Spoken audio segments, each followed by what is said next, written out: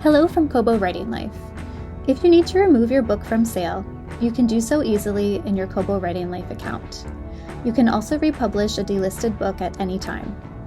Please note, if the book you'd like to remove was published through a distributor, you'll need to contact them directly to make any changes. For a book published through Kobo Writing Life, you'll need to log into your account at kobo.com/writinglife, then click on the eBooks tab and find the book you'd like to remove from sale. Click on the book and then scroll down to see the Delist eBook button. Click on this button and then provide a reason for removing your book. You can also enter a reason if you prefer.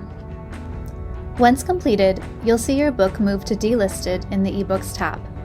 It can take up to 24 hours for a book to be removed from sale on Kobo, an additional 24 hours for a book to be removed from our partner sites. Thanks for watching this video. If you have any questions, reach out to our team via the Help Center. You can find the link in the video description. Happy writing!